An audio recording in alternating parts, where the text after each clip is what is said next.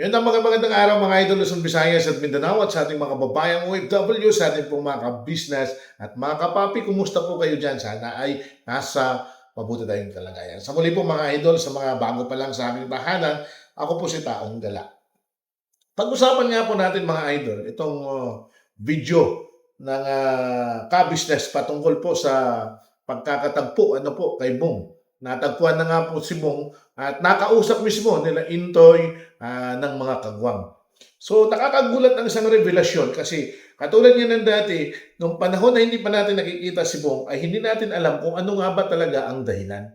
Pero nung nakita na si Bong, nakakagulat ang revelasyon. Una, parang na-guilty siya doon sa ginawa niya kay Budang eh. Yun yung rason eh. Parang guilty siya kay Budang kaya umalis siya.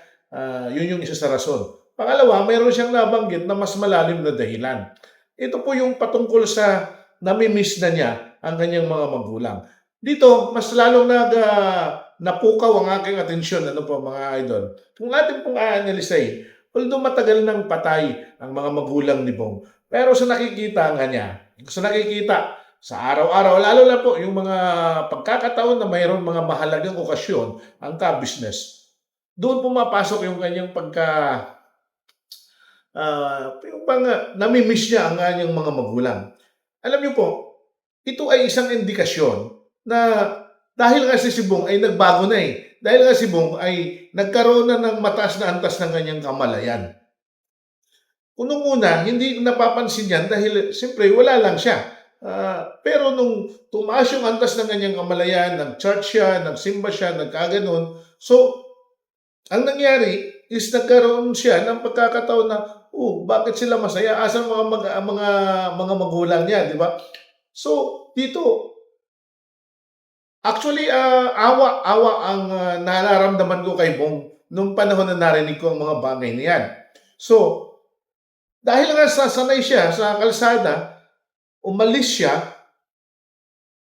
parang ito kasi yung scapegoat lagi ni Bong eh. Scapegoat niya lagi na pag nagkakaroon siya o nakakaramdam siya ng problema, aalis siya sa ka-business. Di ba? So at least maliwanag para sa atin. Kaya lang, may mga magagandang punto na nakita ko sa kanya. Una, nung time na yan, diretso siyang magsalita. Hindi siya katulad nung una na natagpuan siya na talagang ano siya, kumbaga, parang hirap siyang magsalita, di ba? Lasing na lasing. Nung una naman natagpuan. Ito ngayon, hindi siya ganyan. Maganda yung pagsasalita niya, dire-diretso. So, buhay ang diwa ni Bong. Although, yung pagkadungis lang ng ganyan. Tinanong nga siya niya, sabi niya, sanay ako sa ganito eh. So, parang ang nangyari kay Bong, bumalik siya sa komunidad na okay siya kasi sanay siya sa ganun. Pero ang pinakamaganda, nilimitahan niya yung kanyang dating activities. No? Dahil nung tinanong siya ni Intoy kung nakainom siya, sabi naman niya, opo, isang gin lang. So uminom pa rin siya as part ng kanyang, yung kumbaga sa abroad, di po ba, homesick. Ito yung pinakamabigat na damdamin ng isang tao. Kasi hindi natin masasabi na dahil mahal siya ng ka-business, may mga taong nagmamahal, ay satisfied na rin siya. Naghahanap siya doon, siyempre nakikita niya ang mga bagay nito. Ang hindi nga lang niya, ang problema lang sa kanya, kasi nakalimutan niya na nung time na yan, ay mayroon siyang jinky. Yun sana yung punto na pwede niya ibaling. Kaya lang, hindi siya naagapan eh. Kaya kung mayroon lang nakahalata doon at na-intercept siya, maaaring mabantayan kasi hindi natin makikita, kumbaga hindi mo siya masisisi kapag dumadating yung panahon ng depression eh. Yun eh, na bumalik talaga ang depression niya sa punto na nahumsik siya sa kanyang mga magulang dahil masaya sila. Sabi nga, nung Pasko, tapos itong bagong taon. So nawala yung atensyon niya doon kay Jinky. Kasi kung ano po yung nakarestro sa utak niya, yun eh. No? Ngayon, nakita siya. So, isa sa magandang magandang punto na nakita natin, ay dahil sa nakita siya, maganda po yung kanyang pananalita. Hindi siya lango sa alak. Yun ang pinakamaganda. Isang malaking katanungan ngayon is kung sasagutin pa siya o tatanggapin siya ni Jinky. Ako para sa akin mga idol, I think dahil sa malawak ang pangunawa ni Jinky, siguro pagbibigyan si Bong ng pagkakataon. Kasi valid yung reason niya mga idol. Valid yung reason niya. So, tama lang yung ginawa ni Mr. Kabisnes na hindi siya nagbigay ng kung ano-anong conclusion sa pag-alis niya kasi hindi pa alam. Hindi pa alam. Ako rin, tayo din mga idol, po ba? Actually, pasensya na, nagkaroon ng misinterpretation yung last na video ko patungkol kay Bong. Kasi akala ng iba, pinabayaan ko si Bong. Akala ng iba wala na. Ang sabi ko lang doon, meantime na hindi pa nagpapakita si Bong, kailangan mag-move on tayo at humanap si Ka-Business o magpatuloy sa kanyang iba pang mga pagbablog kasi marami pong mga tao nag-aabang kay Ka-Business. Pero hindi natin sinasabi na sukuan si Bong. Di po ba? Kasi hindi pa siya nagpapakita. Pero ito nagkikita siya mga idol. At least tayo, bilang mga followers, mas lalong naintindihan natin yung pinaka dahilan. Kasi sa mga nagsasabing, may mga posible mo nagsasabing scapegoat lang yan para gano'n. Ako para sa akin, hindi mo maaarok ang damdamin ni Bong kasi makananay siya makamagulang siya. At talagang dumarating yung punto na yan kahit ako man mga idol sa sasabihin ko sa inyo, dumating sa akin punto yan na talagang yung bang biglang luluha ka na lang maiiyak ka kasi may naaalala ka. Ganun po yun. Hindi po natin mapipili kahit sinong tao kapag dumating sa punto na tayo po ay madi-depress. At yun ang kinakatakutan natin. Ang maganda lang dito, kasi nangingibabaw o kay Bong yung kanyang mga sinumpaan, no? Na hindi na siya babalik sa dati, di po ba? Although bumalik siya sa komunidad, magandang indikasyon yan na masabi natin na kayang lumaban na ni Bong sa mga hamon doon sa komunidad kasi iba ang kanyang sitwasyon, iba ang kanyang aura nung nakita siya, kahit madungis siya, diretso yung kanyang pananalita at hindi siya lang usalak. Yun ang pinakamagandang punto de vista doon. Masasabi natin, wow, kayang lumaban ni Bong. So, ang pinakaabangan na lang natin mga idol, kasi sabi nga niya, babalik siya bago ang 24. Ang 24 kasi, ang binigay na cut-off ni Jinky para makapag-desisyon si Jinky, whether papabayaan na si Bong, hindi na niya tatanggapin si Bong, o ano. Pero, hopefully, itong video na ito, nakita na ni Jinky. So, sa pagkakataong ito, maaaring nag-isip-isip na rin si Jinky. Ito din ay isa sa pinakamagandang indikasyon, mga idol, para sa panig din ni Jinky, na una, mas lalo niyang makikilala si Bong. Bakit? Ito si Bong Kahit ganun siya, so ibig sabihin pala, may posibleng dumating na punto na darating ang ganyan at madidepress ulit si Bong. So, alam ni Jinky kung paano siya dadalhin kasi dito sa relasyon na ito, kung papasok man sila at magsasama. Ang may mataas na porsyento na magdadala ng relasyon ito si Jinky.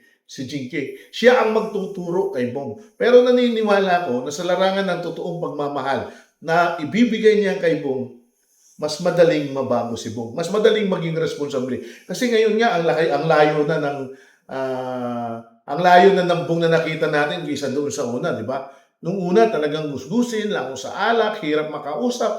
Ngayon, nakita natin tuloy-tuloy pa rin ang pag-uusap ni Bong. Ibig sabihin, hindi talaga siya bumalik sa kanyang bisyo. Although, sinabi niya na uminom siya, tumikim lang siya, kasi depressed nga siya. Kailangan niya makalimot. Saka siguro hindi siya nakakatulog pag walang alak kung nasa labas siya. No? Kaya lang, yun yung behavior ni Bong hindi siya talaga babalik na basta na kukunin mo na lang. Kundi sabihin, sige, babalik ako. So, dito, ang kailangan natin mga idol, mas malalim pang pangunawa.